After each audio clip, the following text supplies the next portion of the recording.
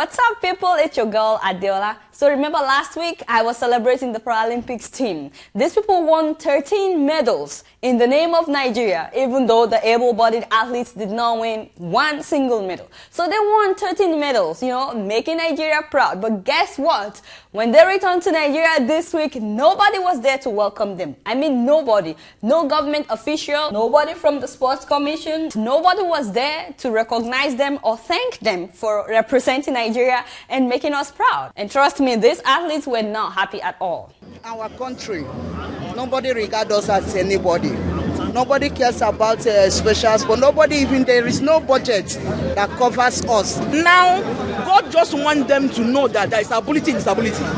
That's what able cannot do, but the disabled can do it. Amen, sister. Amen to that. Now, you need to see how Britain welcomed their Paralympic athletes. It's clear the Olympics and Paralympic Games have inspired and changed an entire nation. This parade of British medal winners from both events through central London gave thousands the chance to show their appreciation. It's really great and it's amazing. And I love just how the spirit it brings, how it brings everyone together. You see? Compare that to how the Nigerian Paralympic athletes just slipped out of the airport. Something ain't right. Thank God the media kept reporting this story. The president finally decided to organize an event for them. But I don't know, maybe these athletes did not get the memo that the president is very busy right now. Yes, Mr. President has been very busy traveling to several countries, planting cassava bread.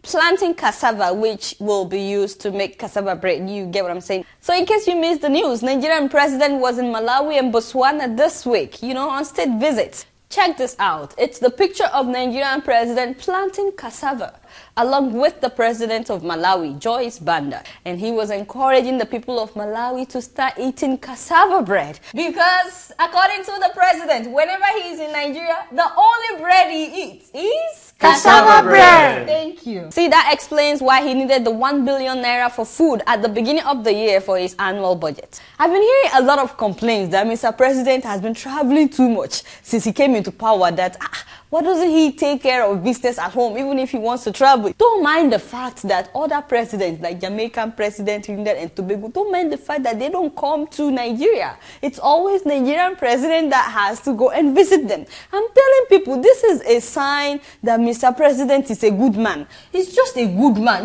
Good people are just good. Unfortunately, Mr. President did not finish his tour of Botswana. He had to rush back to Nigeria. Nobody knows exactly why. Although there are a lot of speculations that maybe the First Lady's sickness is starting to get serious.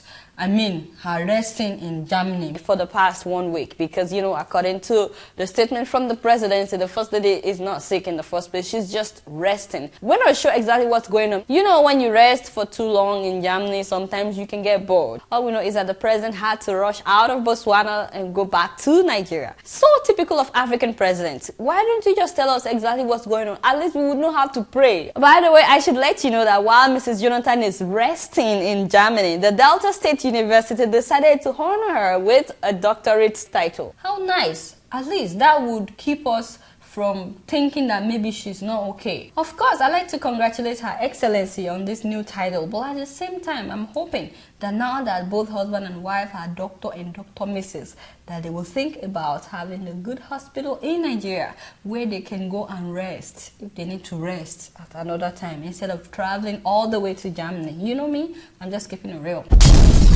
So speaking of traveling, I've seen a lot of crazy stuff happen at airports. Like this one.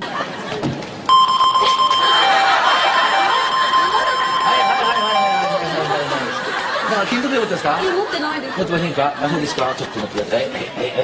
ちょっと拝見しますね。失礼します。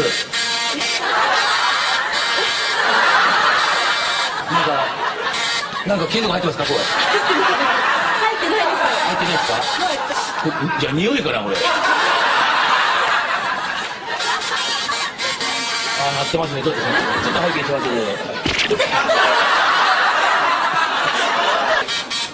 鳴ってますね。ちょっとご覧になってください。規則ですからこれすいませんね。はい、鳴ってますか。はい、拝見しますね。はい。Alright, so yeah, I've seen a lot of crazy stuff. But I've never seen an airline collecting offering at the airport until recently.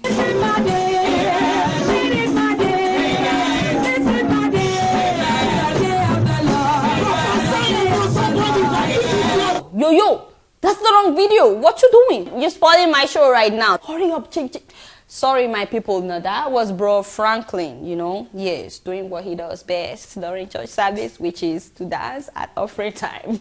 But as I was saying, Air Nigeria, yes, that one, thank you. Air Nigeria fired 800 employees last week and decided to go out of business for a year. Now, the news circulating is that this airline is bankrupt. But the owner of the airline, Barrister Jimo Ibrahim, has said, oh, that's not true, we are not bankrupt. In fact, we are good financially. He said the reason why they had to let all of them go is that all the employees are unfaithful. Every one of the 800 employees? That is strange. Like, what? Anyway, this airline suddenly grounded all its planes. But guess what? Some customers that were in London trying to return to Nigeria, they were stranded because they already bought two-way tickets from Nigeria to London and back to Nigeria. So they got to Gatwick Airport in London only to find out that the airline is no longer operating. Hey, come and see drama. The airline officials told the passengers that the only way we can get you on board is if you guys start donating £40 each so that we can buy fuel. In other words, offering time, blessing time. You know, I wish I was there that day. I trust Nigerians. Immediately they heard that somebody jumped on the airline official.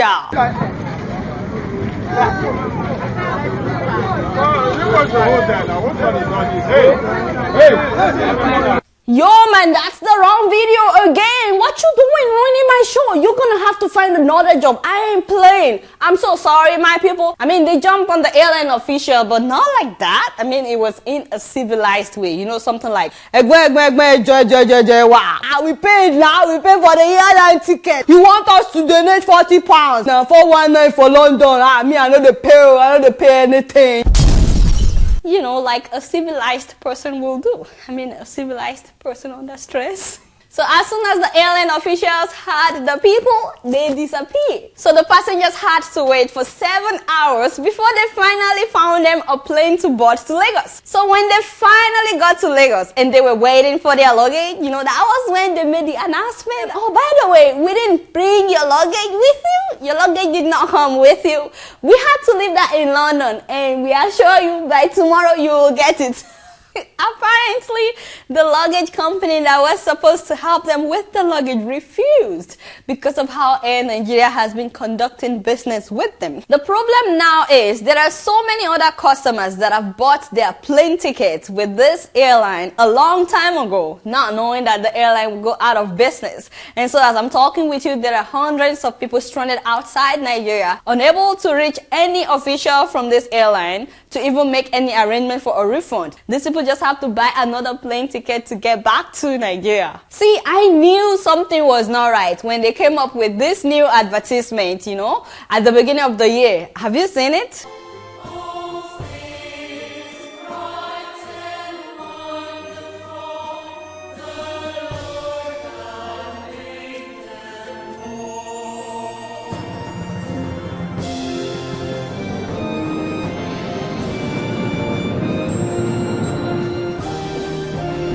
Now you can fly in style from Lagos to London.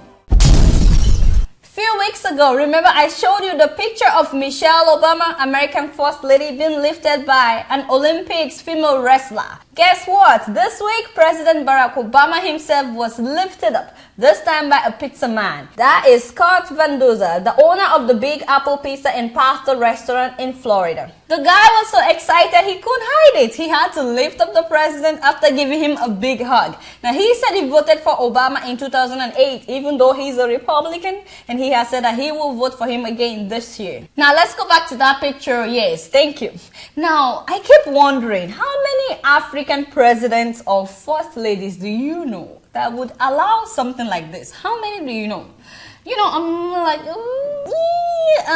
no, I can't think of any African president that would allow something like this. I mean, if anybody tries to pick up Robert Mugabe of Zimbabwe, they should be ready for something like this. What are the British to do with Zimbabwe? Who are you? You bloody idiots. And like Michelle Obama was picked up, if anybody tries something like that with Lucy Kibaki of Kenya, I pity the person. An agitated Mrs. Kibaki at one point slapped Katie and cameraman Clifford Derrick hard across the cheek, wondering why he was taking pictures. Now, these are some things that you will hardly find an African president or first lady doing.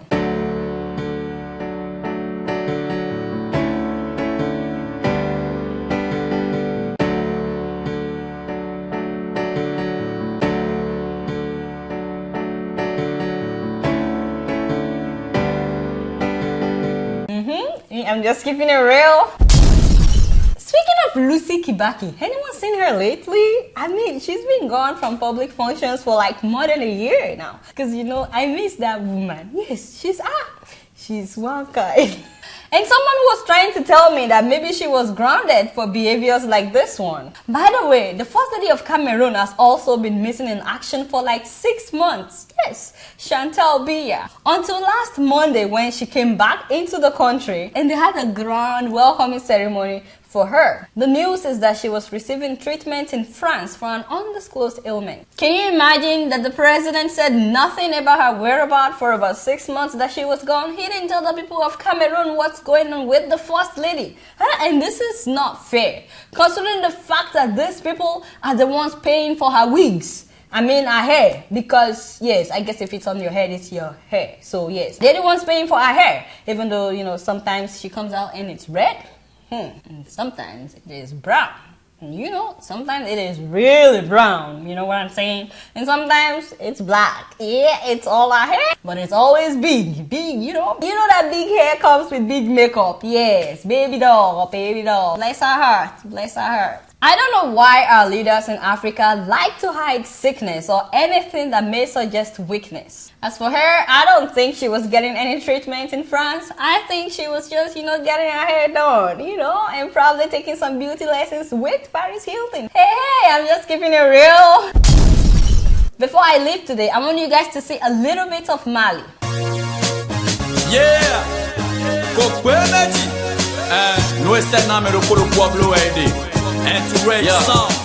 yo, sansa ego non fonsi forte me vai to home na ibane na duro home ma o kede wetunde no sofa gon e kede wetunde no jeta gba gon badan lenu wa kono ko taya mi yo hote sano mrendo sanji gbaja ayidele no homba ka no se kaka kan we no vancho bo no mo gari aya nundo mo chobo petole no jalu no mondo jemene nu ledo mi machine mi fou akamanyo no rede pa home bide sauf qui peut singa même bide. Alright y'all, it's been real and I'm keeping it real right up in here. Until next week, I'ma see y'all later. Peace out.